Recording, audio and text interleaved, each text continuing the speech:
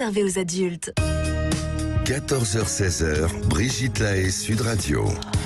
Bonjour à tous, nous sommes ensemble durant ces 2 heures sur Sud Radio. Alors ça paraît incroyable, mais il y a encore des petites filles qui sont excisées en France tout le temps, sans doute tous les jours, alors qu'une loi punit sévèrement toute personne qui pratiquerait ce genre de mutilation.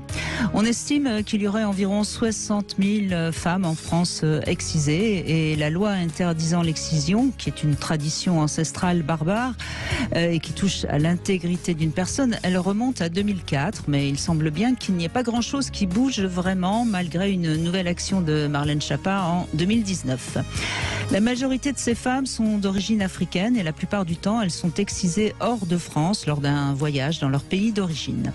Nous sommes aujourd'hui avec Bruno Duval, qui est gynécologue et qui pratique des opérations réparatrices et qui a donc eu envie qu'on aborde ce sujet. Il pourra éventuellement vous donner des précisions si vous le désirez. Et puis, je ne sais pas pourquoi, mais j'aimerais bien élargir un tout petit peu le débat et parler de la circoncision. Alors bien sûr, c'est pas comparable sur un certain plan. Néanmoins, il s'agit là aussi d'une atteinte au corps d'un enfant sous des prétextes culturels ou religieux. Et il me semble qu'il serait temps que l'on respecte l'intégrité d'un enfant. Ça me paraît essentiel si on veut une meilleure société dans les années qui viennent. Alors je ne sais pas ce que vous en pensez. En tout cas, je vous invite à venir nous rejoindre et pour ça vous témoigner ou vous posez vos questions en nous appelant au 0826 300 300. Bonjour Bruno Duval. Bonjour. Alors vous êtes l'auteur d'un livre sur le périnée féminin aux éditions du Rocher, dans lequel également vous évoquez la question de l'excision. Vous avez eu envie qu'on aborde ce sujet, pourquoi ? L'excision, c'est dans le monde 200 millions de femmes. 200 millions de femmes, c'est plus que la population du Brésil, c'est un peu moins que la population des États-Unis. Et en fait, la fréquence de l'excision ne baisse pas. Elles étaient 100 millions en 1992, elles sont 200 millions à avoir été excisées en 2022. Je crois que c'est en Égypte, le plus grand pourcentage de femmes la Corne de l'Afrique, l'Égypte, l'Indonésie, l'Asie du Sud-Est sont les pays qui sont les plus fréquemment touchés par l'excision. Il y a 30 pays qui sont touchés par l'excision. 30 pays, c'est plus que le nombre de pays pour l'Union européenne, puisqu'il y a 27 pays pour l'Union européenne.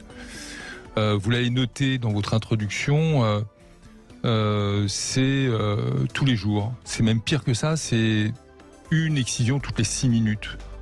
Dans le monde. Dans le monde, oui. Pas en France, dans le monde. C'est non, mais je crois que ça.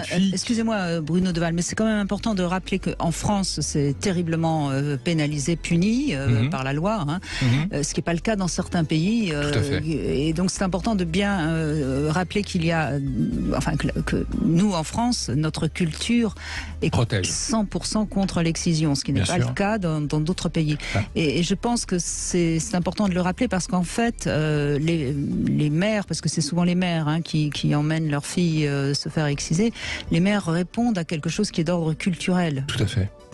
Vous avez tout à fait raison. En fait, c'est pénalement répréhensible en France. Vous l'avez noté, il y a une législation qui protège les enfants nés sur le sol français et qui sont envoyés au pays pour être excisés. Il faut savoir que l'amende est très très forte, enfin pas l'amende, le crime, puisque c'est la peine, le crime, puisque c'est criminel que d'exciser des enfants, et une exciseuse risque entre 15 et 30 ans de prison. Mais pas seulement en France, au Sénégal et en Côte d'Ivoire, ça y est, c'est parti, les enfants sont protégés. Le problème en France, c'est qu'elles ne sont pas excisées en France la plupart du temps, elles sont excisées elles sont excisées Mali, dans leur pays, exactement, etc. En Érythrée, voire même au Sénégal, au nord du Sénégal, au sud de la Côte d'Ivoire. Et les enfants donc reviennent excisés, et puis le périnée donc cicatrise, bien évidemment. Et puis elles commencent leur vie d'adolescente, et puis leur vie de femme, et elles viennent nous voir une fois qu'elles sont excisées, soit dans un contexte de grossesse, soit parce qu'il existe une demande à ce que le périnée soit reconstitué. Donc pourquoi ? Pour 3 raisons. La première, c'est que ça peut faire mal lors des rapports sexuels. Elles peuvent avoir une sexualité douloureuse. La deuxième, c'est qu'elles ont envie de ressembler à leurs voisines lorsqu'elles prennent une douche. tout simplement. Et puis la troisième, c'est parce que lorsque elles vont accoucher, elles ont peur qu'il y ait des lésions délétères à l'accouchement, c'est-à-dire que le périnée soit explosé. Donc pour toutes ces raisons-là, elles viennent nous voir pour avis ou pour être réparées, tout simplement. Alors justement, Bruno Deval, c'est intéressant, je pense, pour ceux qui nous écoutent. À partir de quel âge la jeune fille, parce que petites, elles ont évidemment eu mal, parce que ça se fait en plus souvent sans anesthésie, évidemment, tant qu'à faire, mais elles n'ont pas conscience, peut-être exactement de ce qui s'est passé. À partir de quel moment et grâce à quoi les femmes se rendent compte qu'elles sont excisées ? Alors c'est une bonne question. En fait, elles sont. Tout dépend du contexte. C'est-à-dire que quand elles sont dans une communauté opaque, c'est-à-dire fermée, elles en prennent pas conscience. Et donc c'est lors du suivi de la grossesse ou lors de l'accouchement qu'on lui informe qu'elle a un périnée qui est altéré par l'excision. Alors vous peut-être, mais moi j'ai déjà entendu des femmes témoigner et elles avaient eu déjà des consultations gynécologiques et le gynéco n'avait rien dit. Hein. On évite les vagues. Hein. Mais tout dépend du médecin qui prend en charge la patiente.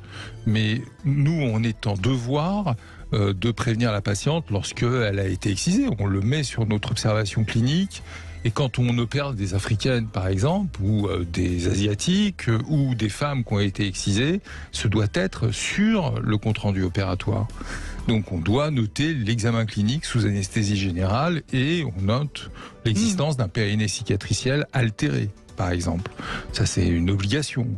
Donc les femmes viennent nous voir parfois pour ça, souvent pour ça. Toutes les semaines, à Geoffroy-Saint-Hilaire, on répare des femmes qui sont excisées. On refait des clitoris. Pierre Foldès, on en parlait avant l'émission, en fait régulièrement depuis des années. Il a publié même dans le Lancet. Le Lancet, c'est un journal scientifique qui a un énorme impact factor et sa publication a été retenue.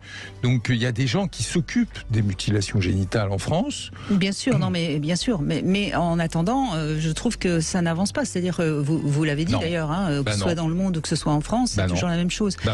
On recevra dans la deuxième heure d'ailleurs Alimata Fofana qui a écrit un livre et qui est, on l'avait eu en ligne il y a un mois et demi, et qui disait de toute façon il faut avancer sur la culture pour faire changer les choses, pour faire bouger les mentalités. Moi je suis assez d'accord avec elle et c'est pour ça que je faisais le lien dans mon introduction avec la circoncision.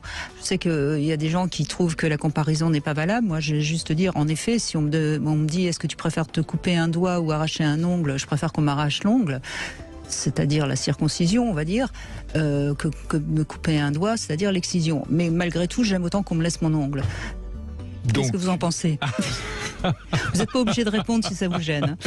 Ah non, je ne suis pas du tout gêné par la circoncision. Il faut expliquer aux auditeurs et aux auditrices que la circoncision, ça n'est pas l'excision.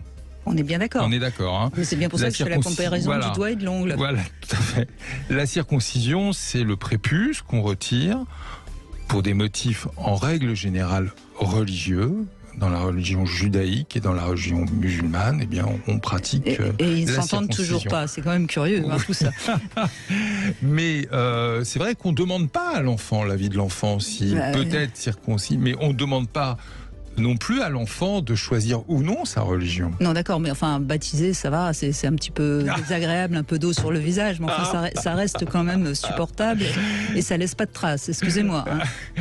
Bon, écoutez, si ce qui est important pour les auditeurs, c'est que ils prennent conscience que l'excision, c'est un acte criminel. Non, mais ça, la circoncision ne l'est pas, hein. On est bien d'accord. Hein. La circoncision n'est pas un acte criminel. Elle n'est pas punie par la loi. Elle n'est pas punie par la loi. Non, mais l'excision est punie par la loi et qui excise risque 15 à 20 ans de prison. Qui pousse à l'excision J'entends bien. Mais est puni également par la loi. Mais encore une fois, cette loi existe depuis 2003 ou 2004 et rien ne bouge en France. Donc je crois qu'il est peut-être temps de voir les choses sous un autre... faire ? Que la loi existe, certes, mais que faire ? Eh bien justement, dans un instant, nous allons avoir la vice-présidente de l'association Excision Parlons-en et peut-être qu'elle a la solution. On va l'écouter dans un instant. 14h-16h, Brigitte Lahaie, Sud Radio. Nous sommes en compagnie de Bruno Duval, gynécologue et également réparateur de femmes qui ont été excisées. Comment ça s'appelle d'ailleurs cette opération La clitoridoplastie. Clitoridoplastie, facile à retenir évidemment. Alors, Penday Sidibé, vous êtes avec nous sur l'antenne. Merci beaucoup de prendre la parole. Vous êtes donc pour la 3e fois vice-présidente de l'association Excision Parlons-en. Vous avez vous-même vécu l'excision. Justement, on se posait la question avec Bruno Duval. Qu'est-ce qu'on peut faire ? Comment on peut interdire cette barbarie ? Bonjour Brigitte, bonjour Bruno. Merci pour l'opportunité que vous nous proposez concernant ce sujet qui est très important à mes yeux. Tout simplement en faisant un travail autour de la sensibilisation. C'est-à-dire qu'aujourd'hui, en effet, comme vous l'avez précisé un peu tout à l'heure, il y a certains pays qui pénalisent l'acte en lui-même. Il y en a plein d'autres qui ne le pénalisent pas. Et il y en a plein d'autres qui confirment un petit peu l'acte à travers la médicalisation de l'excision, qui se pratique en effet dans les hôpitaux. C'est ça, oui. Donc de ce fait-là, donc c'est bien opéré en quelque sorte, donc c'est bien fait et donc il n'y a pas de problème, quoi. C'est ça. Ils partent de ce principe-là. Oui, alors que, en effet, dans certaines contrées, c'est excisé à vif, sans endormir, etc. C'est ça. Il y a les excisions traditionnelles, en effet, faites par les exciseuses traditionnelles, et il y a l'excision qui est pratiquée, en effet, dans les hôpitaux, où là, on parle de médicalisation de l'acte. Je peux poser une question ? Bien sûr, Bruno Duval, vous avez... Est-ce que vous avez... Alors, l'information que j'ai eue récemment, c'est qu'il y a un rebond de la fréquence des excisions du fait de la pandémie du Covid. Et que les femmes, dans les familles, les femmes sont considérées comme des valeurs potentielles du fait de la possibilité d'avoir des enfants et de développer des maternités, et qu'une femme, quand elle est transformée, excisée, est plus facilement offrable, entre guillemets, qu'une femme non excisée. Est-ce que vous le confirmez ? Oui, tout à fait. Alors, le terme offrable, j'aime pas du tout ce terme-là. Oui, bien sûr. Ce qui est à noter, en effet, c'est qu'il y a eu un taux qui a augmenté, en effet, avec l'effet Covid, tout simplement parce que les jeunes filles n'allaient plus à l'école. Les personnes n'allaient plus à l'école, donc étaient plus chez elles et plus, en effet... Sous la coupe familiale, oui. Exactement. Et donc, de ce fait-là, les excisions ont augmenté. Il y a aussi ce sujet au niveau de la femme qui est de dire que dans certaines communautés, pour un mariage, il faut que cette femme-là soit excisée. D'où cette nécessité d'exciser avant le mariage, puisque du coup, ça va souvent de pair, en fait. D'accord, donc parfois même adolescente, donc. Tout à fait. D'accord. Ce qui doit être encore... L'excision, en termes de tendance, il a évolué avec le temps. Oui, ce qui est encore pire, finalement. Mais ça veut bien dire, Penday Sidibé, c'est que au fond, même les femmes entre elles considèrent qu'il faut pour être une femme honnête, quoi, en quelque sorte. Alors, c'est sûr que dans certaines communautés, les femmes partent du principe que c'est quelque chose qui est tout à fait normal, qui est quelque chose qui est tout à fait naturel, et que c'est quelque chose qui va leur aider dans leur construction de femmes, dans leur vie de femme et dans leur vie d'épouse. Donc c'est vrai que dans certaines communautés, il y en a plein qui vont vous dire tout de suite « Ah mais non, mais pourquoi vous êtes contre l'excision ? C'est des choses qui se font de génération en génération. Si je ne me fais pas exciser, je risque de ne pas me marier. » Et c'est vrai que le rôle de la femme est très important dans ces communautés-là, qui ont quand même ce rôle de mère, d'épouse avant tout. Penday, vous nous le confirmez qu'au Sénégal, en Côte d'Ivoire, l'excision est pénalement répréhensible ? Alors, au Sénégal, c'est le cas. Maintenant, c'est vrai qu'il y a des choses qui sont particulières vis-à-vis de ça. C'est que c'est très bien que au Sénégal, là, je vous prends l'exemple du Sénégal. En effet, c'est très bien qu'en effet, qu'il y ait cette loi qui ait permis de pénaliser les actes, mais dans les faits, l'excision existe toujours. Elle est toujours présente. En termes de chiffres aussi, on donne souvent l'exemple du Sénégal en disant le taux est très bas comparé en effet au Mali où le pays n'a pas de loi, donc clairement là c'est en toute impunité. Donc c'est vrai que le Sénégal c'est différent, mais il y a encore toujours des excisions qui sont pratiquées, notamment en allant en Guinée par exemple. Donc comme le dit votre association, Excision Parlons-en, donc qu'est-ce qu'il faut faire? Il faut libérer les femmes, il faut parler surtout aux femmes, est-ce qu'il faut parler aussi aux hommes? Il faut parler aux deux, il faut parler aux deux, il faut parler aux femmes, il faut parler aux hommes, il faut parler aux femmes notamment sur tout ce qui est sexualité. Souvent, il y a énormément de femmes qui ont du mal à avoir cet accès avec leur propre sexualité, et non pas forcément les femmes excisées. Là, je parle d'une généralité. Oui. Est-ce que je peux me permettre une question un peu directe, mais on sait que dans pratiquement toutes les contrées d'Afrique, les femmes sont moins axées sur les préliminaires, le CUNY, que notamment les femmes occidentales. Est-ce que ça peut jouer, ça, le fait que finalement un clitoris, ça sert peut-être pas à grand chose? Je sais pas, hein, c'est peut-être un peu rude comme question, mais... Je sais pas. Après, c'est vrai que par exemple, dans certains pays, et notamment en Afrique, on va partir du principe que quand on va faire par exemple cette fameuse chirurgie réparatrice, la question qui va être posée de pourquoi on fait la chirurgie réparatrice, ça va être pour une nécessité. C'est-à-dire que physiquement, elles sont dans une détresse qui font qu'elles n'ont pas le choix de faire cette chirurgie. Bien sûr, je comprends. Dans les pays occidentaux, c'est différent. L'approche n'est pas la même. Il y a un gros sujet autour de la sexualité, mais comme la sexualité en elle-même est méconnue, il y a beaucoup, il arrive parfois des amalgames ou des idées reçues qui ne sont pas forcément justes. Oui, je comprends bien. C'est très très complexe finalement. Hein. Ça va être long et difficile d'avancer. Ça va être long. Maintenant, c'est vrai qu'on lâche rien. Nous, chez Excision Parlons-en, on est une association de bénévoles. Hein. Donc c'est vrai que c'est un sujet qui est très important à nos yeux. L'objectif est de faire en sorte que ce sujet-là ne soit plus un sujet tabou. Moi, je m'amuse souvent, quand je rencontre de nouvelles personnes, à poser la question « Est-ce que vous connaissez les mutilations sexuelles féminines ?» Il y en a beaucoup qui répondent non parce que méconnues. Moi, l'objectif, c'est qu'il y ait un maximum de personnes qui connaissent ce sujet-là, et les femmes aussi qui ont vécu l'excision, qu'on en parle bien. Mais on pourrait déjà, par exemple, à l'école, vraiment poser la question, en classe, surtout dans le 93, je pense qu'on pourrait poser cette question et puis et examiner les jeunes filles, enfin les petites filles même. Oui, c'est ce qui est fait. Nous, on fait, alors pas forcément que dans le 93, nous, on a un réseau d'associations, donc c'est surtout sur le territoire national. Bien sûr. Donc on fait des interventions scolaires, notamment pour des jeunes collégiens en 4e, 3e. On fait également de la sensibilisation de tout ce qui va être dans des centres de femmes victimes de violences, type les CADA. Et c'est vrai que dans les collèges, par exemple, ou dans les lycées, on s'aperçoit que la sexualité est un sujet qui est tabou, galvaudé. Donc c'est vrai que c'est nécessaire, c'est important. Nous, on arrive à faire nos temps de sensibilisation à travers des ateliers de sexualité. Mais il faudrait en faire beaucoup plus. Comment vous expliquez qu'en Seine-Saint-Denis, 7% de la population de femmes soit excisée? Il y a tout ce qui est flux migratoire qui date depuis pas mal d'années. Après, c'est vrai que sur ce chiffre-là, je pense que... Alors là, on parle beaucoup de Seine-Saint-Denis parce qu'il y a l'enquête qui est sortie il n'y a pas très longtemps. Je pense que s'il y a une enquête qui sort sur Paris, on sera à peu près dans les mêmes eaux. Je pense que ça dépend tout simplement de la concentration des populations et des personnes dont les communautés pratiquent l'excision, tout simplement. Bien sûr, évidemment. Bon. Eh bien, écoutez, on va continuer à faire notre part pendant ces 2 heures. Pendaye Sidibé, merci en tout cas d'être intervenu. Bravo pour votre travail. Et puis, si on a envie de vous rejoindre, je rappelle le nom de l'association Excision Parlons-en. On fait une petite pause. On retrouve notre Sexy News, Flore Chéri, et on va parler de vaginisme, ce qui est parfois peut-être un peu lié.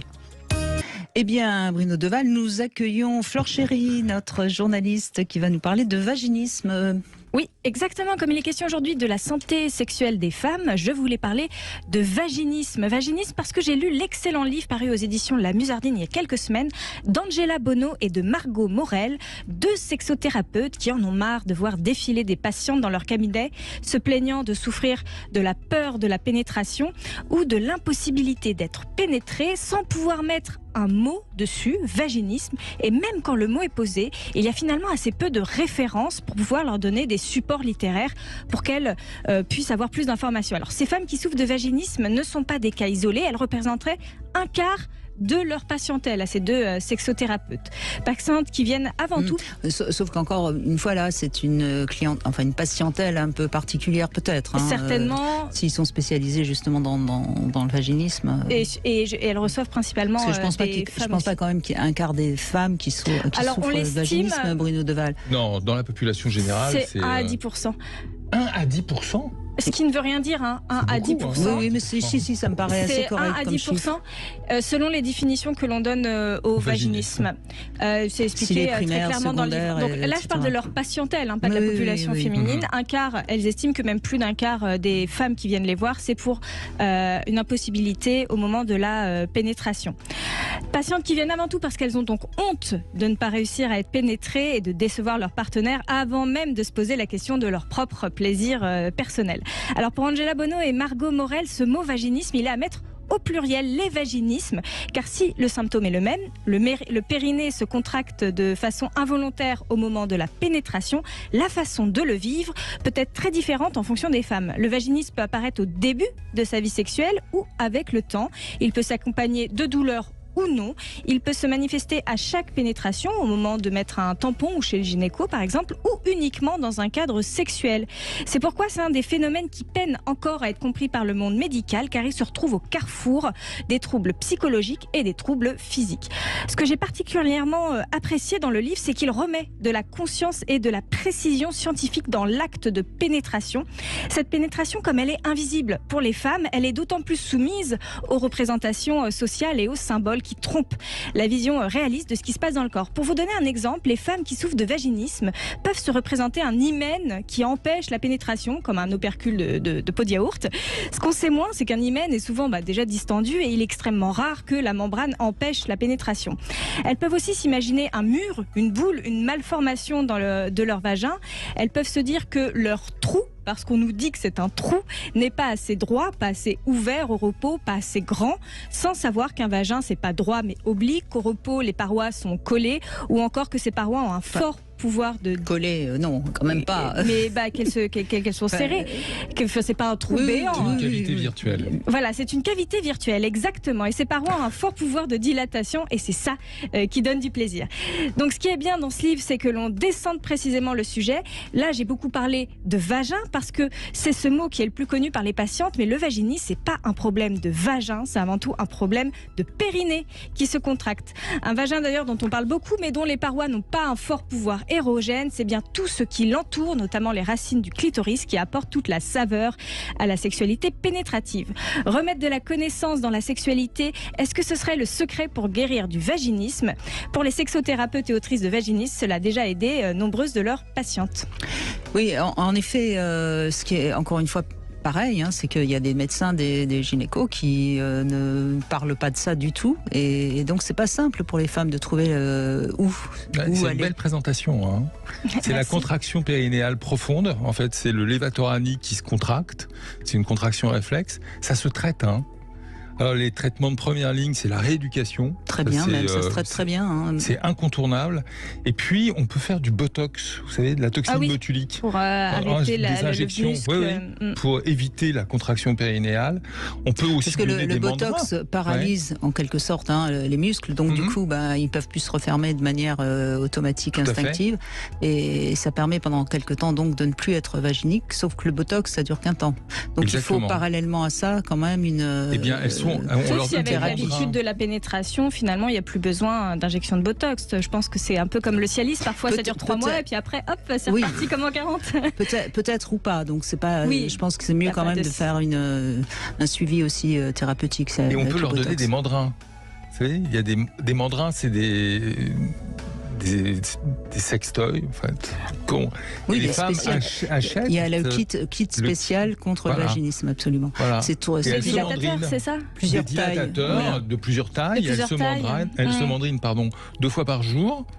Et pendant plusieurs temps, pendant un certain temps, et puis après on les revoit pour savoir si elles acceptent le mandrin de taille 4, 5. Et comme c'est pas dans un contexte d'excitation, c'est peut-être plus difficile que quand on a vraiment envie de son partenaire. Parce que faire ça tout seul avec un truc très médical, parfois. Vous savez qu'il y a des femmes qui n'ont pas de vagin, par exemple.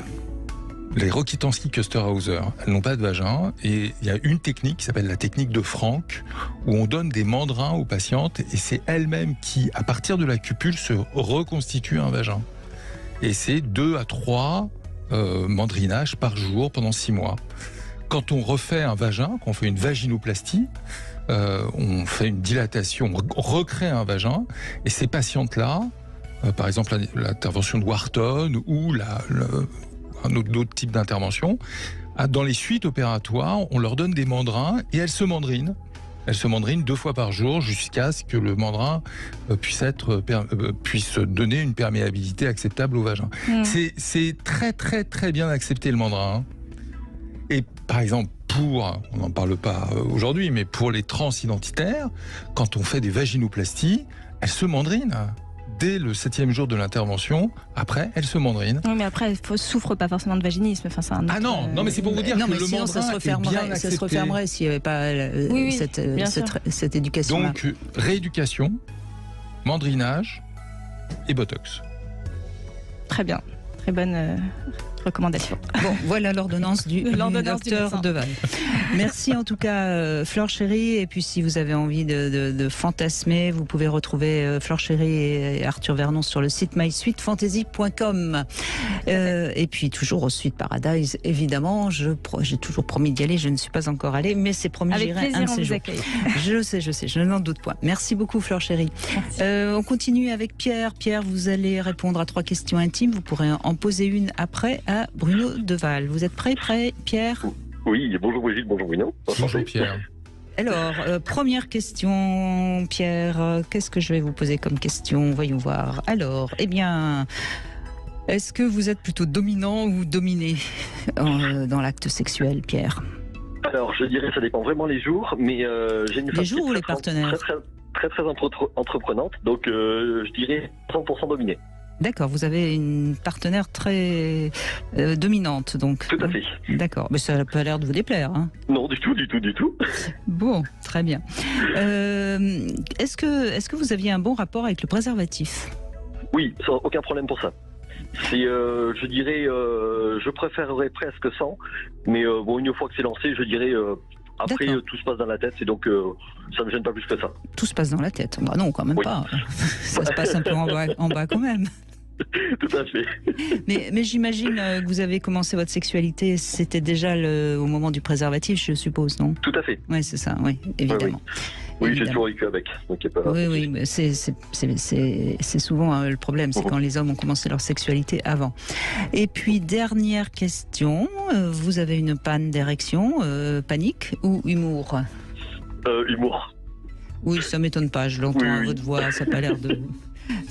Non, c'est déjà arrivé, ça arrivera encore, donc non, il n'y a pas de souci. Mais oui, mais vous avez bien raison. Brigitte, il y a des comparaisons sexualité avec et sans préservatif sur la qualité de vie ? Alors, ça dépend des gens, hein.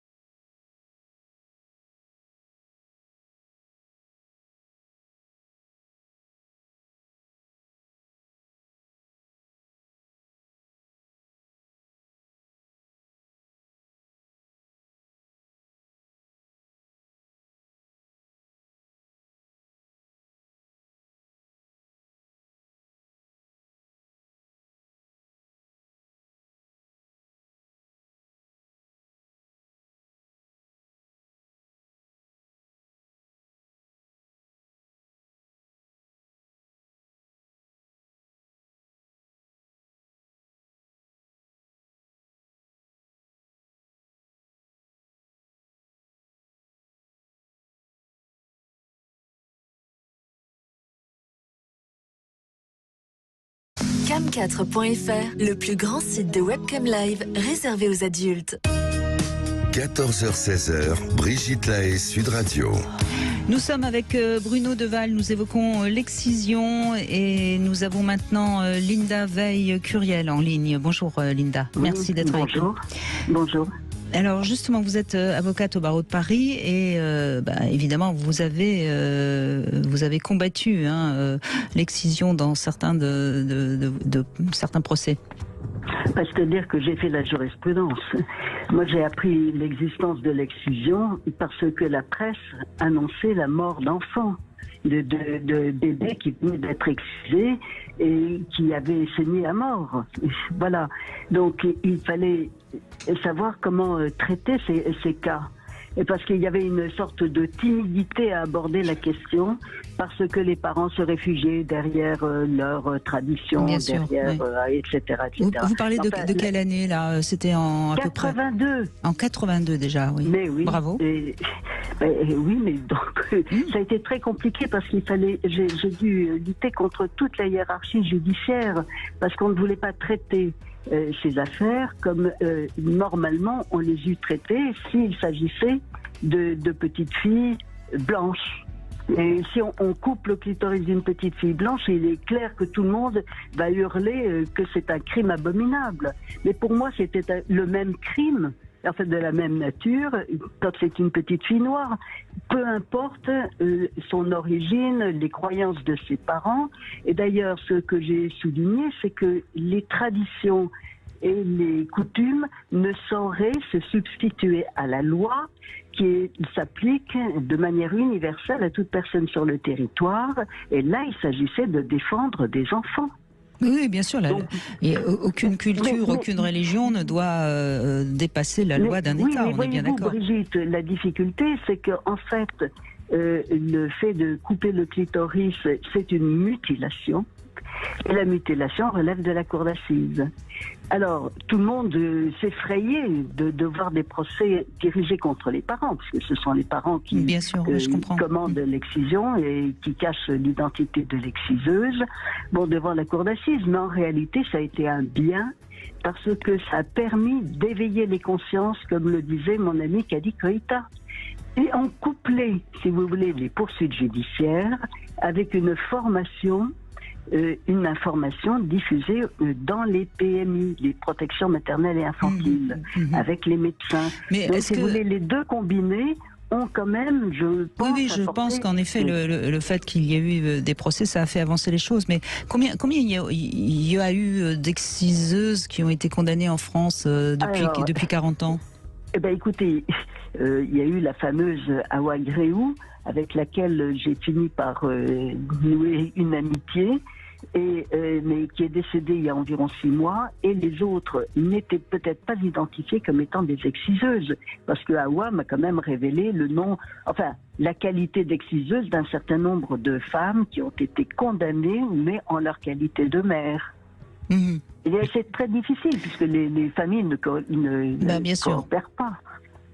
Mais maître, elles sont condamnées en France? Mais bien sûr. Et moi, je ne m'occupe que de la France. Je dis l'Afrique aux Africaines, c'est leur boulot de s'occuper.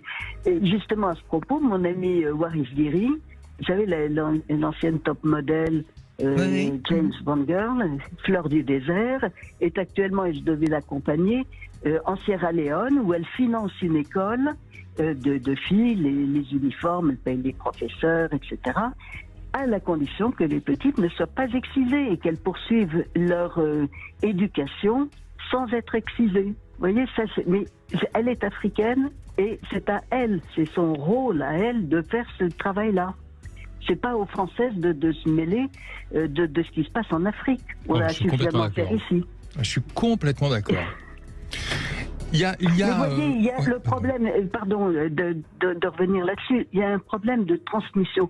Moi, j'ai le sentiment, si vous voulez, que ni les jeunes médecins, ni les magistrats plus jeunes que ceux que j'ai connus, n'ont cette mémoire de ce qui s'est fait.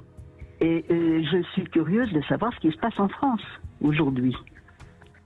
Je comprends pas ce que vous dites. Ça veut dire quoi? Je dis que ils n'ont pas la mémoire de ce qui s'est fait. Ça veut dire quoi? Je suis pas d'accord avec vous, Linda. Je crois qu'on est quand même beaucoup plus conscient de l'excision aujourd'hui qu'il y a 40 ans. Je trouve que votre combat en 1982, il est tout à fait remarquable. Je pense qu'aujourd'hui, quand même, on en parle quand même plus souvent que. Oui, non, mais je parle de la transmission professionnelle. Oui, j'ai bien compris. C'est-à-dire que les médecins, on leur demandait de faire des signalements. Mais qui leur demande aujourd'hui de faire des signalements? D'abord de regarder. Il faut regarder et ensuite informer. Ils ont plus le temps, les médecins. Je suis pas d'accord. Je suis pas d'accord du tout. Non, maître Veil. Alors je suis pas d'accord du tout parce que nous avons constitué une session il n'y a pas très longtemps, il y a un mois au Palais des Congrès sur les mutilations génitales. Et j'ai invité Stéphane Bounand, qui est le chef de service de gynécologie obstétrique en Seine-Saint-Denis, à la maternité de Saint-Denis. Et à chaque lésion identifiée, il y a un signalement. Donc, ils sont toutes les femmes mutilées sont signalées au procureur. Hein, au procureur. Oui, justement, donc au moins la chaîne judiciaire ne fonctionne pas. Oui, enfin ça c'est pas nouveau, Linda. faudrait que je les harcèle à nouveau comme je l'ai fait dans le... Non, mais moi ce que je crains, vous voyez, Linda Veil-Curiel, c'est que finalement, comme vous l'avez dit très justement, c'est certaines femmes, dans certaines cultures, c'est en plus une question qui touche un peu de près ou de loin à la sexualité, donc on s'en fout un peu, quoi. Je sais pas, oui, enfin, ce sont des petites Françaises. Mais je suis d'accord avec vous. Parce que quand les familles ont cru pouvoir déjouer, si vous voulez, la surveillance en emmenant les petites se faire exciser, pour les faire exciser au pays, disait-il, ils étaient tout à fait surpris d'être poursuivis au retour, parce que j'avais réussi à faire admettre que ces enfants étant nés en France, oui, ils sont français, bien sûr. Oui, mais moi, ce qui me fait dire ça, Linda Veil-Curiel, c'est que j'entends pas beaucoup de féministes actuelles parler de l'excision. Hein. Ça reste, c'est pas quelque chose qui les intéresse beaucoup. Elles vont parler de choses beaucoup plus superficielles que de ça. Hein. Je suis d'accord avec vous là-dessus. Moi, je suis toujours prête à reprendre le flambeau, mais encore faut-il que je sois informée, si vous voulez, de ce qui se fait sur le terrain. Alors, Maître Veil, je voudrais témoigner également, parce que vous parliez de la formation des médecins. Oui. Il y a dans la formation de gynécologue obstétricien un examen qui s'appelle le DES. Et dans le programme du DES, il y a au programme les mutilations génitales et les réparations de mutilations génitales. Oui. Donc c'est nouveau, hein. Mais voilà, ça évolue dans le bon sens. C'est-à-dire que les médecins gynécologues sont formés à la détection et à la réparation et au traitement des mutilations. Pour les adultes, mais ce que je dis, c'est que les enfants qui sont excisés, d'abord on ne regarde plus, et vous avez probablement raison de dire qu'on n'a pas vraiment le temps, mais le signalement déclenchait, si vous voulez, une enquête pénale. Et à partir de ce moment-là, je pouvais entrer dans l'affaire et de sorte et remonter jusqu'à exactement. Voilà, c'est ça. Et c'est cela qui a... vous savez, quand je pense qu'il n'y a pas si longtemps que ça, quand je parle, il y a plusieurs semaines, une jeune femme m'a téléphoné en disant, écoutez, je la fais courte, hein. C'est parce que mes sœurs aînées ont été excisées, mais ensuite nos parents ont eu peur parce qu'il y avait les procès et nous avons été préservés et elle m'en a remercié. Vous voyez, c'était pas un témoignage unique. Mais donc, ça serait relativement simple d'examiner les enfants à la rentrée scolaire chaque année, en fait. Oui, mais alors là, si vous voulez, au-delà de 6 ans, parce que pour la PMI, c'est 6 ans. Le coup près. Alors évidemment, les familles mal intentionnées attendent 6 ans et 3 mois pour les emmener et les faire exciser. On peut regarder à la maternelle. À l'école, oui, certainement. Je suis pas très familiarisée avec les systèmes maternels et tout ça. Mais j'essaye de trouver des... Enfin, oui, je suis d'accord avec vous. Il y a quand même un moyen... Il faut être concret, il faut proposer des solutions concrètes quand on fait des formations, vous voyez, pas simplement théoriques. Alors une de ces actions concrètes, lorsque les enfants de maman ou de mère ou de famille excisée naissent dans certaines maternités, il y a un certificat qui est rendu aux parents où il est noté que les organes génitaux externes de la petite fille née sont intacts. Alors ça n'a aucune valeur, mais ça a au moins la valeur de dire aux parents, nous sommes conscients du problème et nous suivons l'enfant.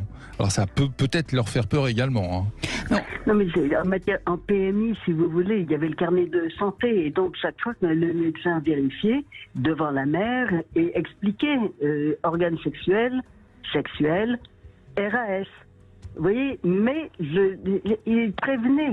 Et ça se faisait en accord avec la famille qui était informée. Oui, c'est le même système que les enfants qui naissent en maternité. Voilà, mais peut-être qu'on peut aussi donner l'information à la mère qu'il est interdit en France d'exciser sa petite fille qui vient de naître. C'est fait. Bon. C'est fait. C'est fait. Alors, oui. Alors, ce que je voulais vous dire aussi, simplement parce que j'ai entendu d'une oreille tout à l'heure votre débat. Je suis tout à fait contre la circoncision. Et je pense que l'on devrait. Et vraiment, je suis contre. Je me frite avec les rabbins que je rencontre, mais je m'en fous. Je suis absolument contre. Et vous voyez, on peut parfaitement faire, et j'ai eu des appels de jeunes gens qui le souhaitaient, on peut parfaitement faire des procédures, sauf que la date de prescription, elle est plus courte que pour l'excision, parce qu'il y a une atteinte à l'organe d'un enfant, d'un mineur. Bien Donc sûr. c'est une sanction aggravée qui pourrait être prononcée. Ça dissuaderait certainement des parents. Vous savez, je crois, Linda Veil-Curiel, que le vrai débat, c'est que les parents comprennent enfin que le corps de leurs enfants ne leur appartient pas, que ce soit pour les abuser ou les mutiler. Figurez-vous que je terminais toujours ma plaidoirie de partie civile en citant le poème de... comment s'appelle-t-il Khalil, le poète libanais. Vos enfants ne vous appartiennent pas, ils naissent au travers, etc. Voilà, c'est ça. Et je m'adressais aux familles, comme je plaidais. Voilà. Alors, et je demande au docteur un petit, simplement, n'excisez pas mon nom. Mon nom est Veil-Curiel avec un trait d'union. Absolument. Voilà, et non pas Veil. C'est promis, je vais lui montrer comment ça s'écrit, surtout qu'il m'a reproché d'avoir aussi écorché son nom, vous voyez, donc comme quoi. Très bien. Merci beaucoup, Linda Veil-Curiel. Curiel, absolument, d'avoir pris un peu de votre temps pour évoquer votre combat et continuer. En tout cas, 1982, bravo, parce que c'était encore très obscur l'excision à cette époque. On va laisser la place aux infos.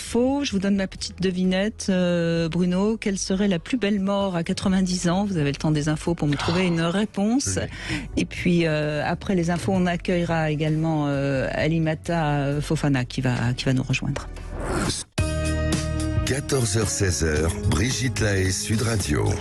Nous continuons à évoquer le sujet de l'excision avec vous, bien sûr, si vous avez envie de réagir, si vous avez envie de poser des questions à Bruno Deval qui est avec nous et qui répare justement les femmes qui ont été excisées. Vous pouvez nous appeler au 0826 300 300. Avant de donner la parole à Alimata Fofana qui nous a rejoint, j'aimerais bien la réponse à ma devinette, Bruno Deval.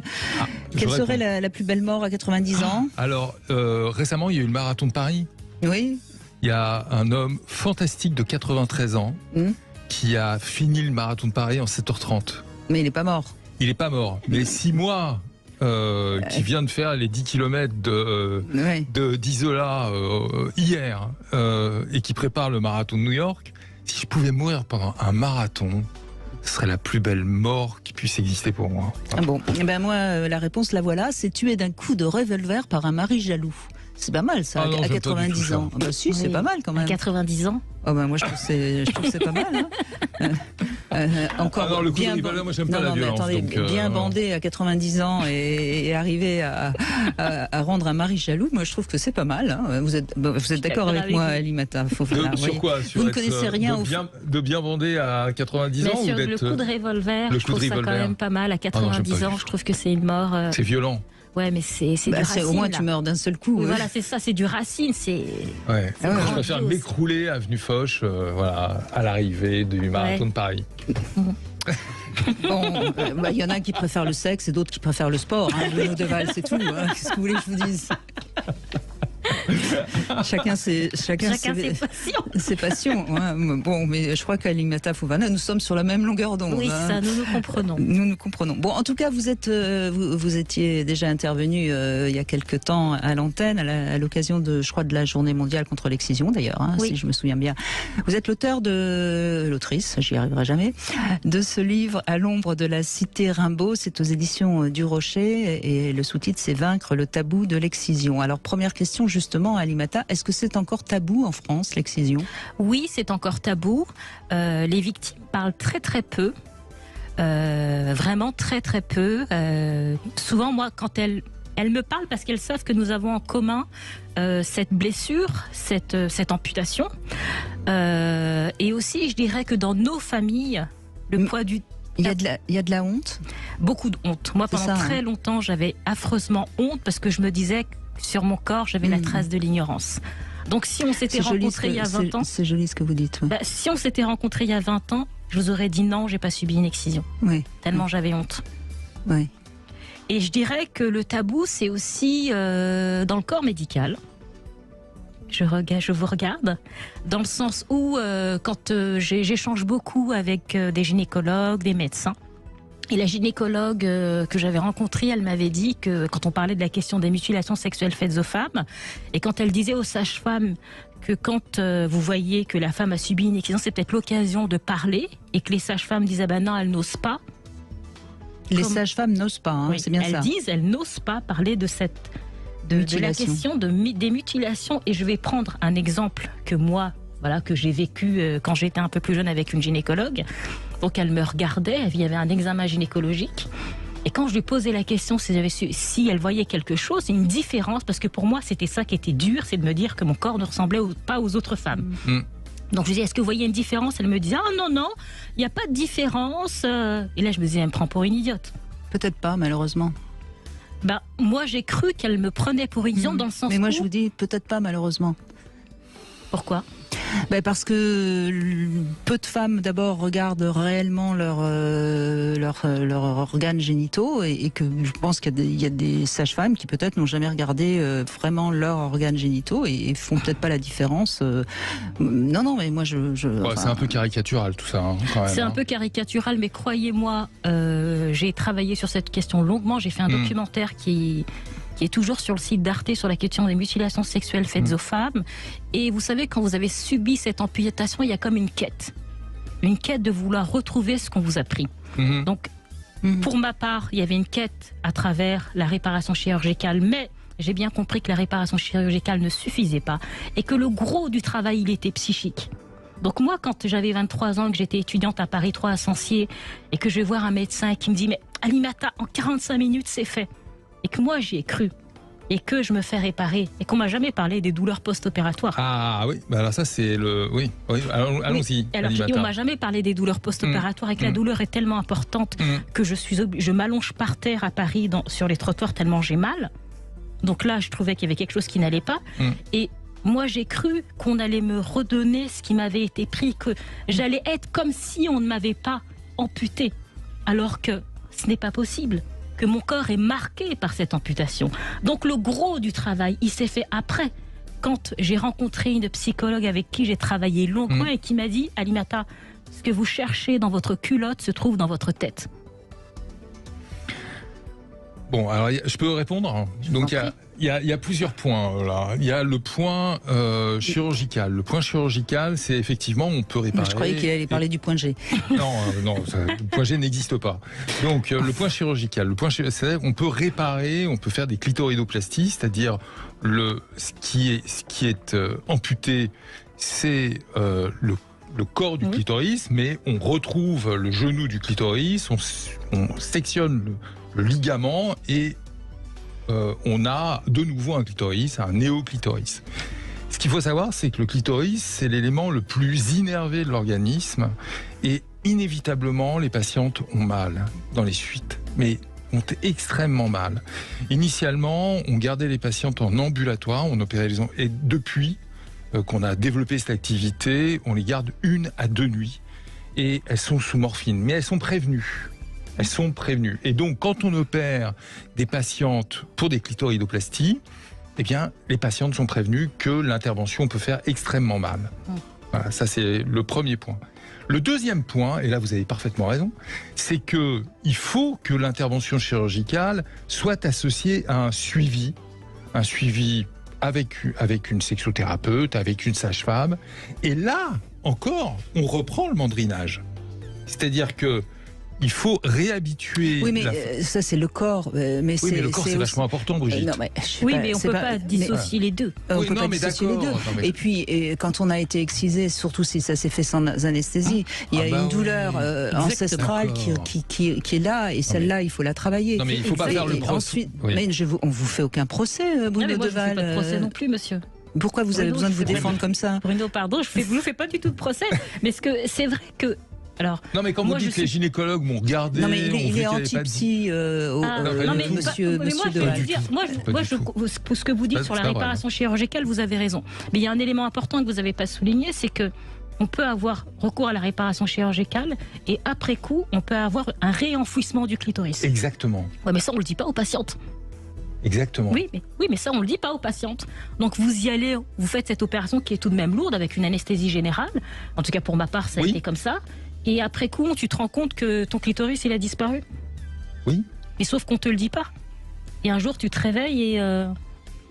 Donc ça, c'est un élément. Oui, mais ça s'appelle le consentement éclairé avec les aléas thérapeutiques. Ouais, mais ça, on ne sait pas, croyez-moi que je ne le savais pas. Oui, mais ça, c'est valable pour les clitoris et c'est valable pour toutes les interventions. Ce qui est compliqué, Bruno Deval, c'est très bien qu'il y ait réparation et c'est très bien que ces femmes puissent être éventuellement aidées sur un plan anatomique. Mais ce qui est compliqué aussi, c'est qu'il y a tout ce lien de loyauté avec sa culture. C'est pour ça que je pense, moi, qu'il est plus important encore, et notamment dans cette émission où on est entre gens quand même intelligents qui essayons de nous aider les uns les autres. Je crois que c'est vraiment important de comprendre qu'il faut lutter d'abord et avant tout sur ce qui est la culture, ce que signifie l'excision dans ces cultures et ce que c'est qu'être une femme libre. Une femme libre, c'est ça, parce que là, la chirurgie, elle arrive après coup.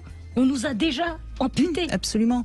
Et que quand vous parliez de l'aspect culturel, parce que quand vous dites, je suis d'accord avec tout, la médecine c'est très important, mais il ne faut pas oublier que la manière dont on nous a éduqués, si depuis que vous êtes enfant, on vous dit que votre sexe est sale, qu'il faut cacher ce sexe et qu'il faut en avoir honte, vous ne pouvez pas lui dire à un moment, allez vas-y, jouis, hop, hop, hop, ça ne marche pas comme ça.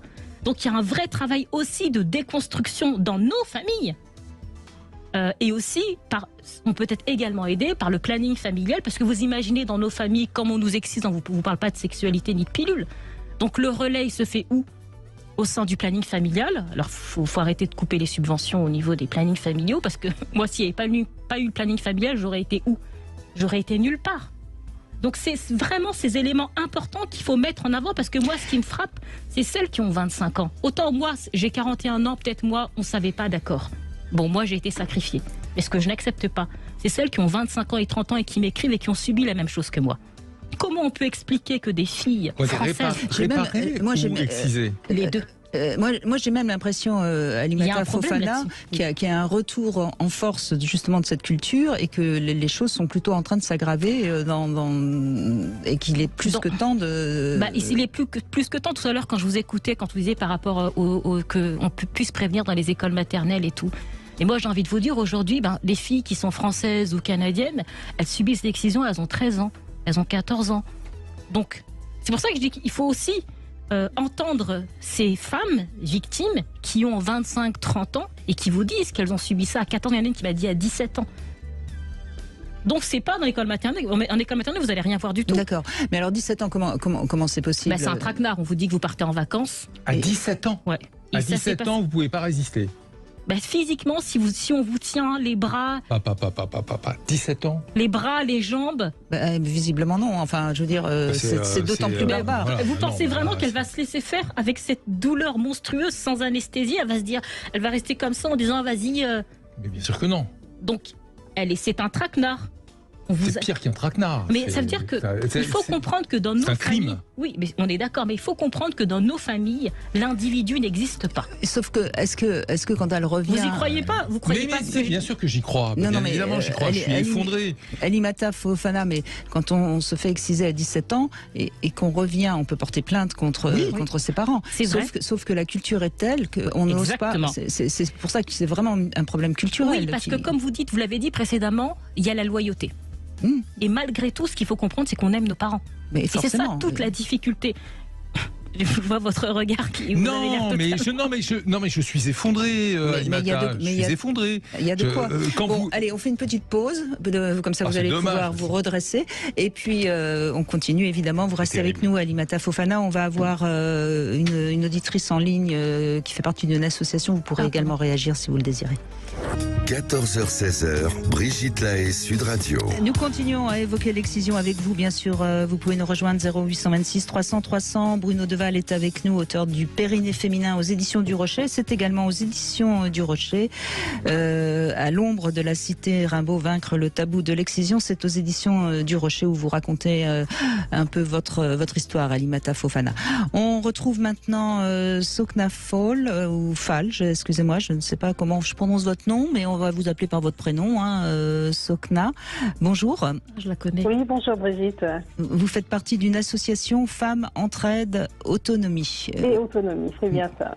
Eh bien, vous avez entendu le débat, il est assez houleux. Qu'est-ce que vous avez envie de dire? Oui, il est houleux. Mais bon, c'est le sujet qui le veut. En tout cas, beaucoup de choses ont été dites sur pourquoi les mutilations sexuelles féminines sont pratiquées. Mais j'insisterai encore sur l'aspect culturel et traditionnel. Je pense que c'est vraiment ce qui fait encore qu'elle... Et alors, quelle est la position des hommes dans cette culture, justement? Parce qu'on parle toujours des femmes qui font exciser leur petite fille. Est-ce que les hommes n'auraient pas quand même intérêt à comprendre qu'une femme qui n'est pas excisée, elle est quand même plus sensuellement apte à leur apporter ce qu'ils aiment, non? Enfin, je sais pas. C'est intéressant que vous me posiez la question parce que nous, en fait, c'est l'angle qu'on a choisi. C'est-à-dire que nous, on travaille essentiellement avec les hommes sur la question des mutilations sexuelles féminines. D'accord. Écoutez, mon intuition ne me trompe jamais. Oui. Et donc, effectivement, nous, on s'est rendu compte que les hommes étaient complètement exclus, en fait, de cette question, que beaucoup ne savaient absolument pas de quoi il en retournait. Donc il était important pour nous de les informer sur cette pratique. Pourquoi est-ce que les femmes la perpétuent et quelles sont les conséquences. Et ce qu'on remarque, c'est qu'en général, quand les hommes sont informés, ils sont prêts à aider dans la lutte contre l'excision. Donc vraiment, il y a un manque d'informations terrible chez les hommes. Moi, je vais juste ajouter... Allez-y, Sorna.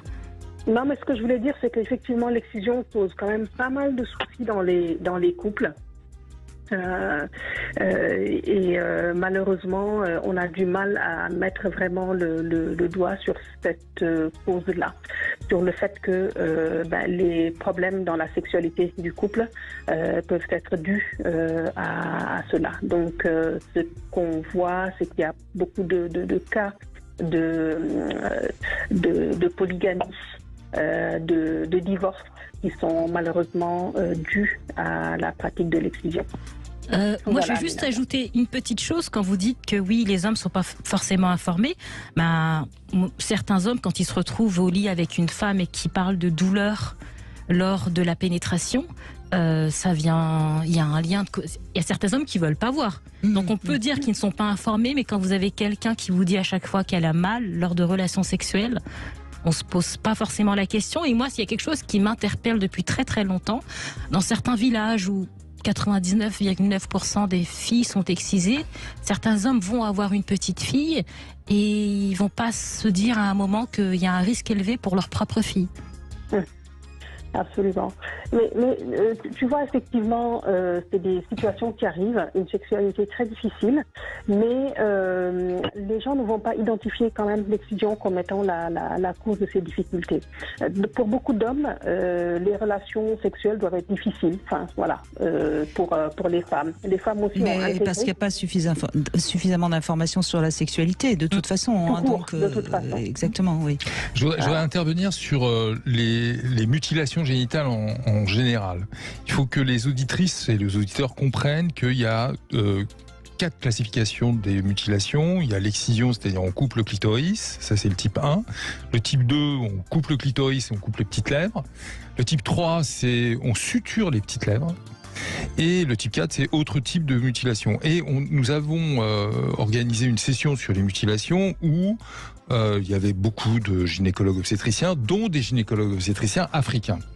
Et l'un des chefs de service de Dakar a pris la parole en nous disant, nous, la plupart du temps, les désinfibulations, c'est-à-dire les sutures des petites lèvres où l'on incise, sont plus fréquentes pour des femmes qui viennent parce qu'elles ne peuvent pas avoir de rapport sexuel lorsqu'elles sont infibulées, que lorsque elles vont accoucher et qu'on est conduit à les désinfibuler. Donc, il y a quand même, lors de la sexualité de la femme et des premiers rapports sexuels, une prise de conscience de son périnée. Et là, elle va voir le gynécologue, le chirurgien, qui va la désinfibuler, c'est-à-dire va désinsérer les petites lèvres et ouvrir le hiatus urogénital, c'est-à-dire ouvrir le vagin. Oui, mais... Oui, mais voilà, c'est... Oui, mais parce que vous parlez beaucoup... Parce que tout à l'heure, ce que vous disiez précédemment, Brigitte, sur la question de la douleur, vous savez, quand... Moi, je m'en souviens comme si c'était hier, parce que j'avais 5 ans, et à 5 ans, j'avais une mémoire vive. Et donc, moi, j'avais associé cette partie du corps à la douleur. Absolument. Donc, réparation ou pas réparation, c'était pas ça qui était en ligne de compte. Et le corps se souvient toujours. Et le corps se souvient. C'est pareil pour les abus sexuels. Voilà, c'est ça. Et donc, quand vous parliez par rapport à cette partie du corps, c'est désapprendre au corps que la douleur n'est pas forcément liée à cela. Et quand on parle de relations sexuelles, on fait croire que c'est normal d'avoir mal. Vous vous rendez compte ? C'est normal. Donc les femmes... Mais qui dit ça ? C'est la culture. Mais qui dit c'est normal d'avoir mal ? Non, mais ça veut dire qu'on ne sait pas que... C'est pas que c'est dit, mais voilà. Dans l'éducation que vous recevez, que vous recevez, on vous fait comprendre. Qui sont pas dites. Exactement. Mais c'est le problème, c'est qu'il y a trop de choses qui sont pas. Exactement. Il y a trop de choses qui ne sont pas dites. Non, mais ce qui est évident. Attendez. Excusez-moi. Ce qui est évident à comprendre, c'est qu'à partir du moment où, à 4, 5 ans, 10 ans, on a eu très très mal à cet endroit-là, que ça fasse mal quand l'homme vient à cet endroit-là, c'est normal que ça fasse mal. C'est tout. Il n'y a pas besoin d'être dit ou pas dit. Oui, c'est ça. C'est juste et là où on une évidence du Oui, c'est ça. Mais là où on s'interroge, c'est quand vous vivez en Occident et que vous entendez autre chose, un autre discours. Sûr, des femmes qui sont ravies d'avoir un amant et qui parlent d'orgasme, qui parlent de tout ça. C'est là où vous comprenez que... Il y a un truc pendant très longtemps, il y a un truc qui va pas. Oui, mais pendant très longtemps, moi j'ai cru que c'était normal d'exciser. C'est quand je me confronte à la société française que je comprends que c'est pas normal qu'on excise. On fait une petite pause, Alimata, Bruno, Sopna, on vous retrouve dans un instant, à tout de suite. Réagissez et participez à l'émission au 0826 300 300. Brigitte Lahaie, Sud Radio. On en parle. L'électricité est au cœur de notre quotidien, mais depuis cet hiver, on la consomme différemment. Audrey, vous êtes conseillère EDF à Lieu-Saint. Que vous disent vos clients aujourd'hui ? Eh bien qu'ils veulent de la simplicité et des économies. Oui. Tous les jours, je suis face à des situations très différentes. Donc ce qui compte pour moi, c'est de trouver la solution la plus adaptée. Et puis vous savez, 9 clients sur 10 se disent satisfaits après un contact avec EDF. C'est pour ça qu'on fait ce métier. Merci Audrey. L'énergie est notre avenir, économisons-la. Plus d'informations sur edf.fr, source étude 2021. Et vous, Elodie, pourquoi avoir choisi Vérissure ? Avec le télétravail, j'ai toujours pensé que j'étais à l'abri. Pourtant, à midi, j'étais juste partie faire 2-3 courses et je me suis fait cambrioler. Personne n'a rien vu. Depuis, je suis équipée Vérissure et je sais que j'ai vraiment en sécurité. Rendez-vous sur vérissure.fr pour bénéficier des frais d'installation offerts. Offre soumise à condition, voir sur vérissure.fr. Un service opéré par Vérissure, société agréée CNAPS. Lidl, réélu encore et encore, meilleure chaîne de magasins de l'année dans la catégorie fruits et légumes. Allô patron, j'ai une nouvelle. Une bonne, j'espère. Oh bah non, désolé patron. En ce moment chez Lidl, ils font le concombre à 79 centimes. Quoi ? 79 centimes le concombre ? Alors là, c'est le pompombre. Et Origine France, le concombre. Ah, ils s'encombrent vraiment pas. Oh, vous êtes drôle patron. On est mal. Lidl, trop fort sur les prix depuis 13 ans et c'est vous qui le dites. Étude Kantar Prométhée Cansec 2022. Catégorie 1, calibre 300-500 grammes, origine France. Plus d'informations sur Lidl.fr. Tout savoir sur le bien-être au féminin avec Manae. Dans un instant, nous allons parler d'une solution complète qui aide les femmes à atteindre leur objectif minceur avec Manae. Renault, longue vie aux voitures à vivre. Je peux tout jouer, le José tendre. Oh, mais qu'est-ce qu'il est beau ton dessin, ma chérie. Ou le José dur. C'est à moi que tu parles, toi. Dur ou tendre, l'important c'est d'être toujours accrocheur. Vos pneus aussi ont besoin d'accrocher. Jusqu'au 30 avril, chez Renault Car Service, jusqu'à 100 € offerts pour l'achat de 4 pneus Michelin. Renault Car Service, numéro 1 du SAV 2023. Qui mieux que Renault peut entretenir votre Renault? Offre réservée aux particuliers. Conditions et rendez-vous sur Renault.fr ou sur l'appli My Renault. L'Automobile Magazine, classement des lecteurs 2022. BMW. Relevez tous les défis du quotidien avec la BMW série 2 Active Tourer. Disponible également en hybride rechargeable, son autonomie jusqu'à 93 km en mode électrique fait de chaque trajet en famille un moment de plaisir. La BMW série 2 Active Tourer finition M Sport est à partir de 490 € par mois sans aucun apport. Exemple pour une BMW de 18i Active Tourer M Sport. Offre LLD 36 mois, 30 000 km valable jusqu'au 30 juin 2023. Réservé aux particuliers si accord par BMW Finance. Détails sur bmw.fr. Pour les trajets courts, privilégiez la marche ou le vélo.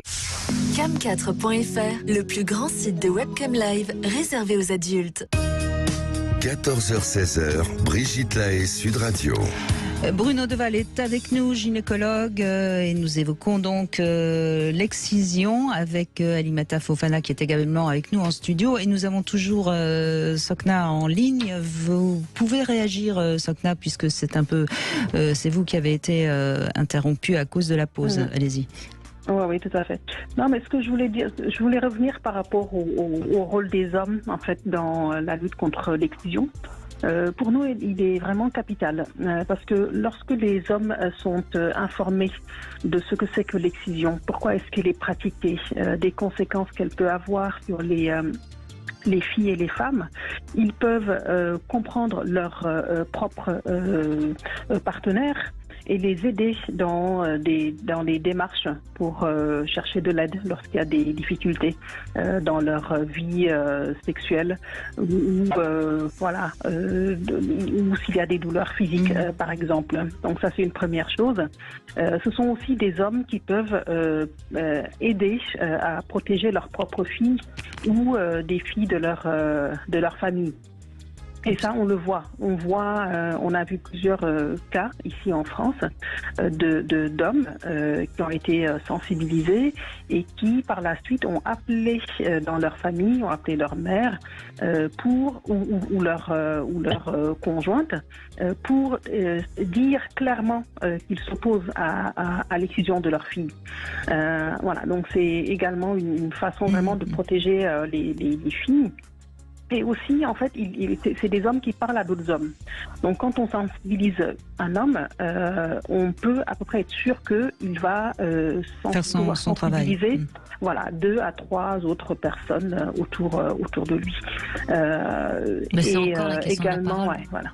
Ce que vous dites, Sorna, c'est vraiment la question de la parole, faire circuler la parole, casser le tabou, qui est très important d'un point de vue global sur le corps des femmes.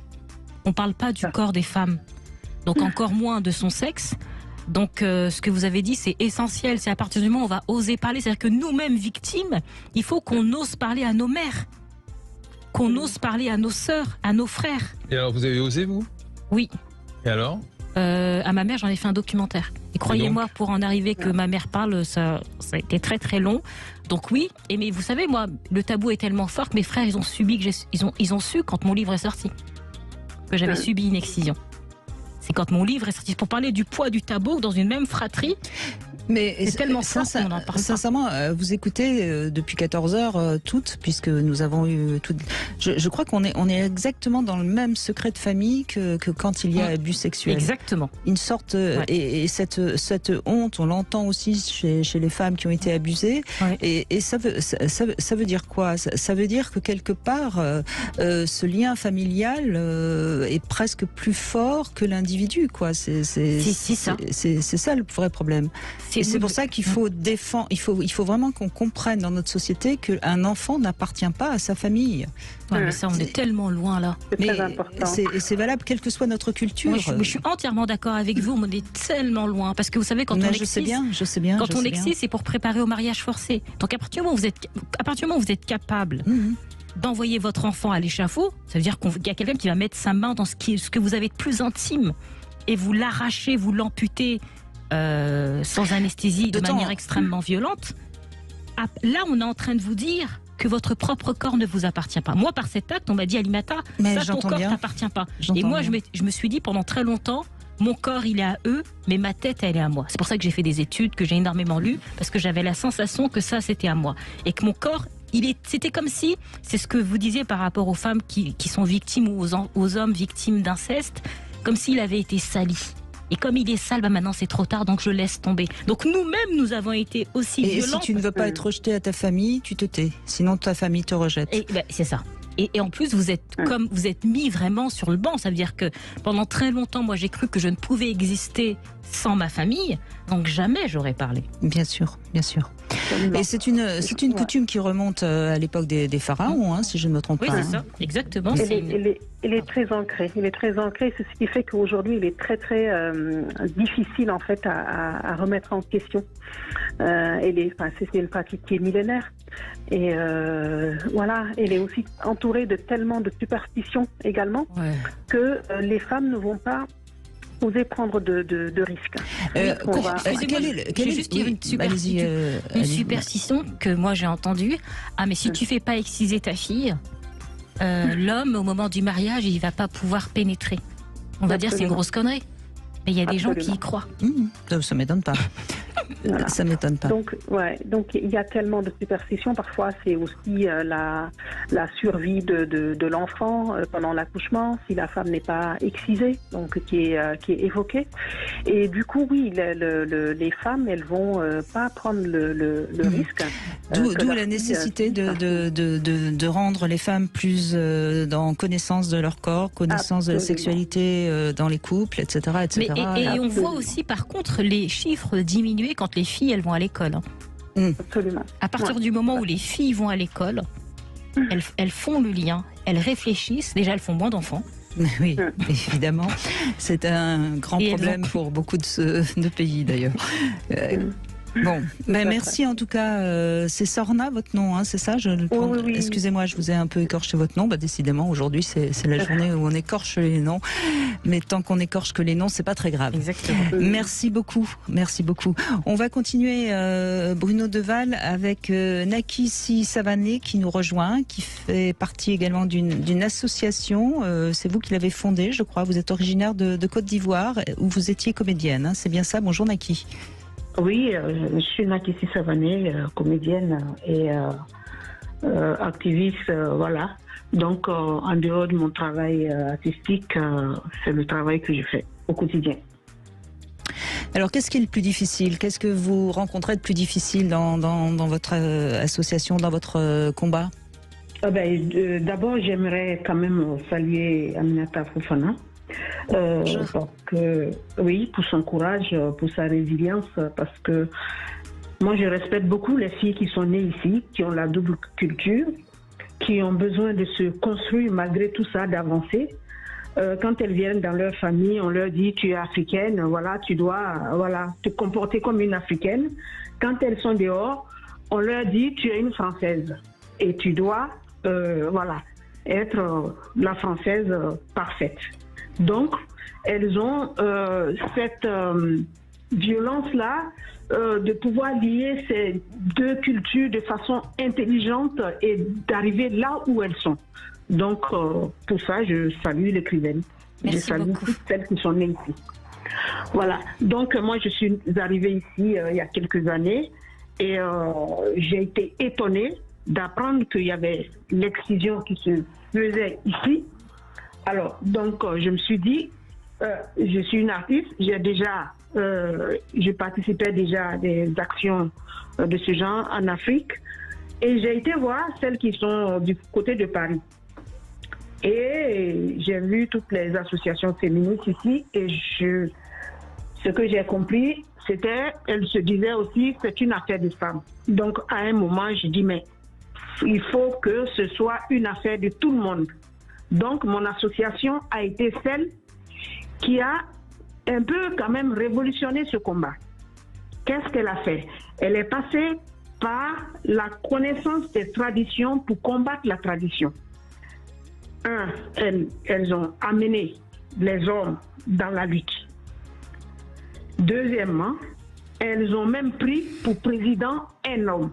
Ce que mes copines féministes ont eu du mal à accepter ici, parce qu'elles ont dit c'est un combat féministe, les hommes ne doivent pas être là. Et moi, j'ai dû leur dire, c'est un combat féministe, mais c'est lié à l'intimité. Justement, j'élargis ce que vous dites est intéressant, je suis d'accord, c'est le combat de tout le monde, mais justement, est-ce qu'il y a des blanches dans vos associations? Oui, il y en a. Bon, c'est bien, une bonne chose. Si on parle d'universalisme, vous avez dans vos associations, madame? Bah, moi, j'ai pas d'association, donc ça va. Mais moi, je vais vous dire, Naki, je vais vous dire, je vois Alimata Fofana, elle a un visage radieux. Je suis sûre que son âme est guérie et je suis prête à l'accueillir chez moi sans aucun problème. Mais ça, ce que vous aviez dit précédemment, c'est vrai que les grandes associations féministes françaises qui ont pignon sur rue, moi j'ai dû me battre d'abord contre Non, mais ça je sais, hein, vous inquiétez pas. Mais on les entend pas non plus sur les abus sexuels des enfants. Non, on les entend juste contre les mâles blancs de plus de 50 ans. Alors, donc je disais que moi j'ai dû me battre contre les féministes européennes ici pour qu'elles acceptent que dans ce combat, on va aller aussi apporter aussi notre contribution. Il faut accepter les hommes, il faut nous écouter au moins pour une fois. Et l'homme que nous, on avait dans notre association, qui était notre président, on ne l'a pas choisi comme ça. Parce que cet homme, il est forgeron. Et le forgeron a une place très importante dans notre société. C'est lui qui a découvert l'eau, le fer et tout. Et le fer, c'est avec ça qu'on fabrique le couteau et tout. Donc, c'est eux qui ont symboliquement, c'est important. Voilà, dans la tradition de faire cette pratique. Donc, pour nous, féministes africaines, ça, c'était une victoire d'avoir un homme qui était le président de cette association, qui a fait, qui s'appelle Kéréti Koulibaly, qui est un conteur, qui a fait un travail énorme. Donc, ce qui nous a permis de quand même avoir des avancées. Eh bien, on va continuer à avancer ensemble dans cette émission. En tout cas, merci Nakissi Savané. On se retrouve dans un instant. Nous aurons Babacar qui sera en ligne et je pense que c'est intéressant aussi puisqu'il a envie d'évoquer ce sujet puisqu'il a vécu à un moment donné avec une femme qui était excisée. À tout de suite. Réservé aux adultes. 14h-16h, Brigitte Lahaie, Sud Radio.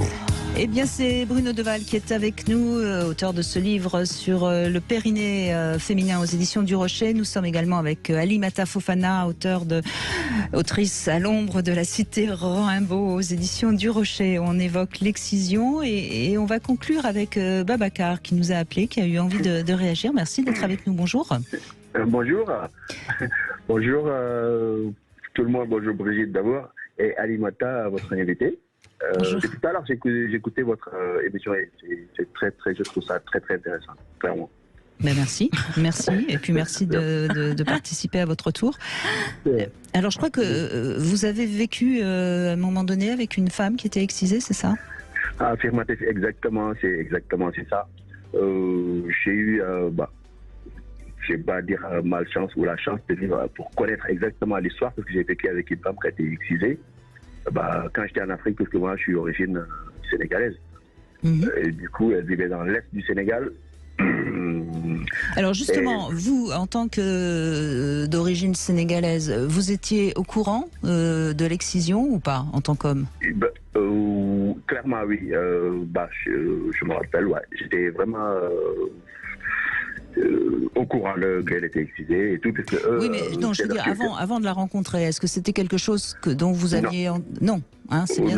non, clairement, non. Avant, non. Donc c'est là aussi où on voit... Vous êtes, excusez-moi, Brigitte, vous êtes Wolof? Non, je suis Peul.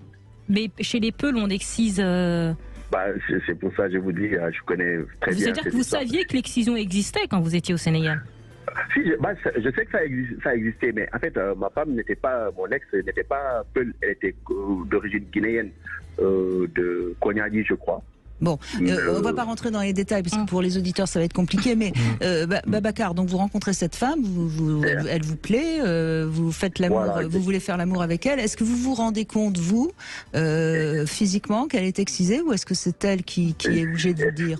Non, physiquement, dès les premiers rapports, je l'ai senti, puisque je suis curieux aussi, je pose des trop de questions. D'accord, vous mettez les yeux là où il faut, ok. Si je me permets, oui. D'accord, non, mais c'est intéressant parce que je pense qu'il y a des hommes qui sont pas forcément aussi curieux que vous. Pas très regardant. Pas très regardant. Donc vous êtes un homme regardant, Babacar, très bien. Ouais, on le dit souvent, mais bon.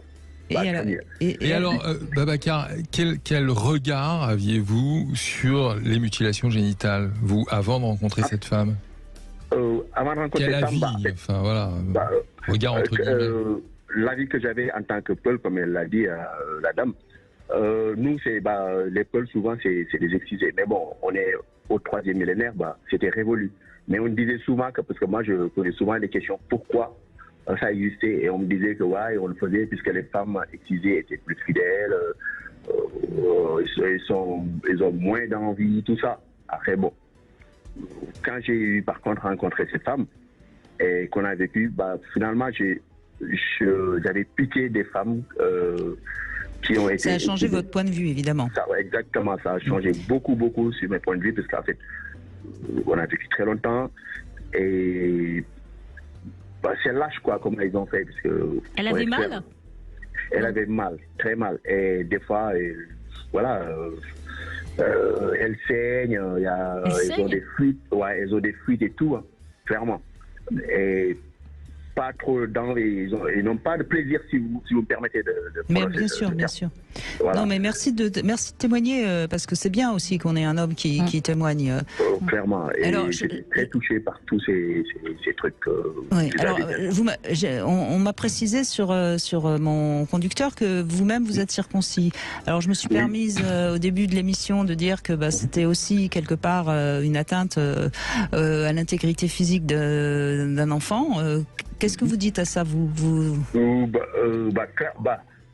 moi, personnellement, même si je ne l'avais pas fait étant jeune, si on ne me l'avait pas mis, peut-être étant mature, je l'aurais fait. Puisqu'en fait, il y a plusieurs facteurs, parce que même la semaine passée, vendredi, j'ai discuté avec un pote, il est français, et il me dit, frérot, moi j'ai 50 piges, mais j'ai envie d'enlever le pot, puisque hygiéniquement c'est mieux, côté sensibilité encore c'est mieux. On a discuté, effectivement, je l'avoue que je l'ai fait très jeune, parce que c'est notre culture, mais peut-être si j'étais pas circoncis le bas âge, je l'aurais fait aussi étant mature. Là, vous vivez au Sénégal là, actuellement? Vous vivez en France? Non, il est en France. Ah, vous vivez en France, d'accord. En fonction de votre expérience, qu'est-ce qui pourrait conduire à une diminution de la fréquence des mutilations, d'après vous? En dehors du fait d'en parler à l'émission de Brigitte. En fait, ce qui pourrait pousser à cette diminution, comme la dame qui avait participé tout à l'heure, qui a une association, c'est une chose que personnellement, j'avais cette idée, moi, personnellement, j'en discutais avec des potes, je dis, franchement, la chose que j'aurais souhaité, c'est de pouvoir sensibiliser les parents surtout, et surtout les jeunes filles et les garçons aussi, parce qu'il faut que la lutte soit généralisée, que les femmes et les hommes... Moi, je vais rajouter quelque chose, si on veut que ça s'arrête, c'est que vous savez, nos mères, quand elles quittent et qu'elles arrivent ici, et souvent, elles savent ni lire ni écrire, elles maîtrisent pas la langue française. Oui. Elles sont cloisonnées chez elles. La seule chose qui leur reste, c'est leur culture. Et la peur première pour nos parents, c'est que leurs enfants ne leur ressemblent plus. Donc, ils sont davantage attachés à la tradition que même ceux qui sont restés au pays. Donc, si on veut faire changer les choses, c'est faire en sorte que ces femmes sortent de ce cocon, de cette espèce de maison où elles n'ont pas de lien avec l'extérieur. Moi, je l'ai vu dans certains endroits avec les maisons de quartier. Quand les femmes, elles sortent et qu'elles rencontrent d'autres femmes qui elles vont pas forcément parler d'élection, mais elles vont parler d'éducation, elles vont parler de tout. Donc, elles vont se rendre compte qu'il y a une autre manière de faire, de possible. Et aussi, ce qu'elles vont apprendre, c'est que elles ne se résument pas à être la génitrice ou à l'épouse, elles peuvent faire autre chose, elles vont être valorisées. Et ça, c'est sur le temps long, on ne changera pas comme ça, on a claqué dedans. Je reviens juste à ce que Oui, allez-y, Babacar. Oui. Par exemple, des émissions comme cette émission, c'est que pour moi, il y a un tabou qu'il faut enlever. Et ce tabou, il faut en discuter, il faut communiquer là-dessus. Que les gens et les jeunes, surtout, sachent que c'est ça énormément aussi, parce qu'ils suivent la télé, ils suivent les radios, les émissions. Il faut qu'il y ait une communication qui puisse enlever ce tabou qui existe en nous. Et pour moi, c'est la seule chose.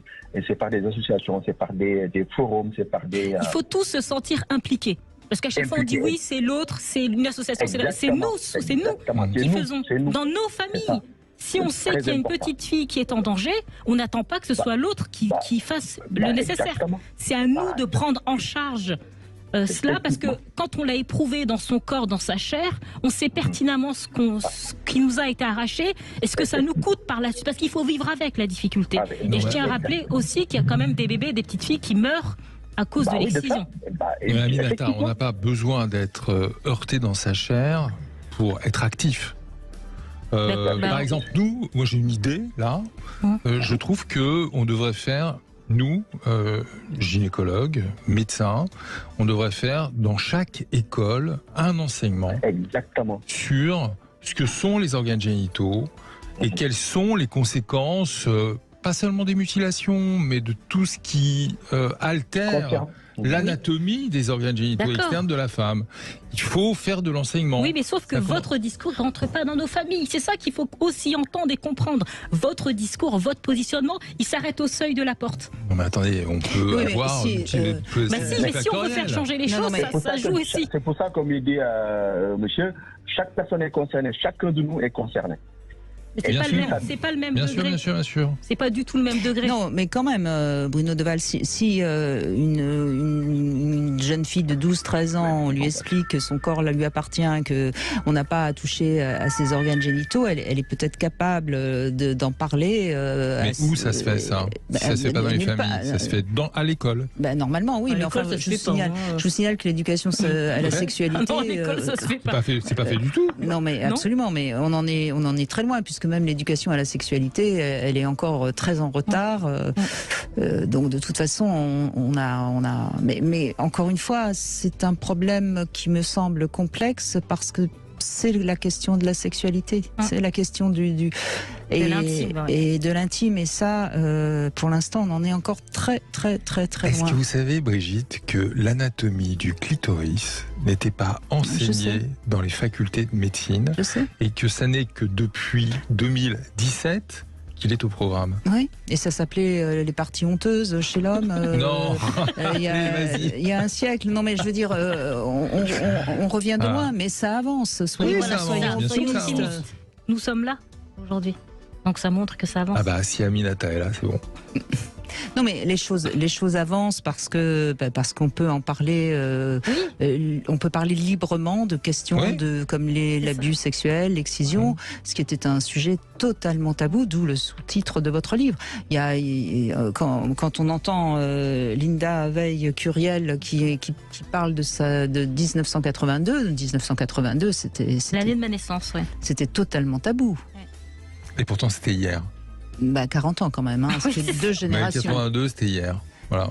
Non, mais 82, c'est 1 an après l'élection de François Mitterrand. Non, mais c'est 2 générations, donc on voit bien que les choses avancent et qu'il faudra peut-être encore 2-4 générations. Vous avez l'impression que ça avance ? Moi, par rapport à ce que quand les femmes me parlent, le fait que moi j'ai osé parler, parce que moi quand j'ai écrit ce livre, vous imaginez bien que j'ai pas demandé la permission à mes parents. Donc moi j'envoie des bombes à chaque fois. Donc quand je fais un documentaire sur la question de l'excision, j'envoie une bombe. Donc dans ma famille, ça déplaît à un certain nombre. Mon livre, c'est pareil. Ce sont des bombes que j'envoie parce que je pense qu'il faut faire éclater la cellule de l'intérieur. Et ça se passe bien les repas familiaux? Est-ce que l'agneau pascal s'est bien passé récemment? Moi, je pense que ça fait partie du... C'est la mission que j'ai choisi de prendre à bras-le-corps. Donc, ça me coûte, mais ça fait partie de la game, comme on dit au Québec. Quoi. Vous êtes fâché ou pas? Non. Avec votre frère. Est-ce qu'il y a une... Le premier livre, quand il est sorti, on m'en a terriblement voulu. Mes sœurs m'en ont beaucoup voulu. Pas mes frères. Il n'y a pas de rupture familiale? Non, parce que quand il est sorti, j'étais au Canada, donc j'étais trop loin. Mais c'est vos sœurs, oui, bien sûr. J'étais au Canada. Bon, merci à tous. Merci Babacar. Merci Bruno Deval. Je rappelle le titre de votre livre, Le Périnée féminin. Si vous voulez mieux comprendre votre corps, mesdames, c'est aux éditions du Rocher. Merci beaucoup Alimata Fofana. Merci à vous. À l'ombre de la cité Rimbaud, c'est aux éditions du Rocher. J'étais ravie de vous rencontrer en vrai. Tout de suite, vous retrouvez C'est votre avenir. Demain, on sera avec Christophe Médici. On parle de plus en plus d'écologie. Eh bien, nous allons parler, nous, d'écologie relationnelle. Qu'est-ce que ça signifie? Peut-être que c'est par là qu'il faudrait commencer aussi. À demain.